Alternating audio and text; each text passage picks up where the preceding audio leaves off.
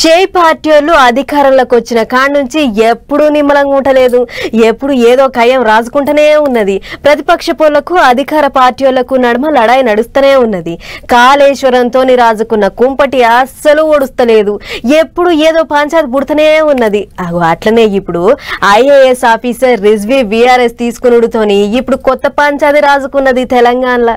Right. Excise శాఖ మంత్రికి excise వాణిజ్య పన్నుల శాఖ కార్యదర్శి ఐఏఎస్ రిజ్వీ సార్కు నడుమ రాజుకున్న పంచాయతీ చిలికి గాలివాన అయింది. శాఖ మంత్రితో సంబంధం లేకుండా పనులన్నీ చేసుకుంటున్నాను రిజ్వీ సార్ మీద మంత్రి జూపల్లి సార్ పోయి సీఎం సార్ కు ఫిర్యాదయ్యిండు.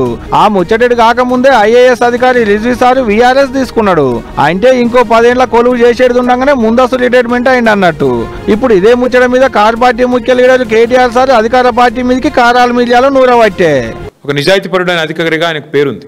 అట్లాంటి రిజ్వీ గారు కూడా ఈరోజు దాదాపు 10 ఏళ్ల సర్వీస్ ఉండగానే వాలంటరీ రిటైర్మెంట్ తీసుకునే స్థాయికి వచ్చింది. దౌర్జన్యాలు, దుర్మార్గాలు, అరాచకాలు అంటే ఎంత దరిద్రంగా ఈ ప్రభుత్వం నడుస్తున్నదో, ఎంత నికృష్టంగా ఈ ప్రభుత్వంలోని మంత్రులు, ముఖ్యమంత్రి యొక్క వైఖరి ఉందో దాన్ని బట్టే చెప్పొచ్చు. నాదే సాగాలని మంత్రి సారు రూల్ ప్రకారమే పోతానని అధికారి. ఇద్దరు నడుమ పురులు కలవక కావాలని తిప్పల పెట్టిరు, పొమ్మన్ లేక పొగ పెట్టిరు. అధికార పార్టీ మంత్రులు చేయంగానే ఆయన వీఆర్ఎస్ తీసుకున్నా అనేది కార్ పార్టీ వాళ్ళు అంటున్న మాట. స్వయంగా మంత్రి గారి కుమార్తెనే నిన్ను పట్టుకొని తుపాకి ఇచ్చినావు అన్నాక నీకేమైనా సిగ్గుంటే, నీకేమైనా ఇజ్జత్ ఉంటే, రేషం ఉంటే రెండిట్లో ఏదో ఒకటి చేయాలి. బయటకు వచ్చి చల్ నువ్వు మాట్లాడే తప్పని చెప్పాలి. లేదా నువ్వు మాట్లాడిన తప్పు కాబట్టి నేను తీసిపారేస్తున్నాను మంత్రిని బర్తరఫ్ చేయాలి. ఇట్లాంటి పనికి మాలిన చెత్త ముఖ్యమంత్రి నా జీవితంలో చూడలేదు నేను. ఏది చేత కాదు, పరిపాలన చేత కాదు, సంక్షేమము చేత కాదు, మంత్రులను నియంత్రించే చేత కాదు. ఇద్దరు నడుమ పంచాయతీ పుట్టిందంటే ఎక్సైజ్ హోల్ గ్రామ్ టెండర్ల కాడ.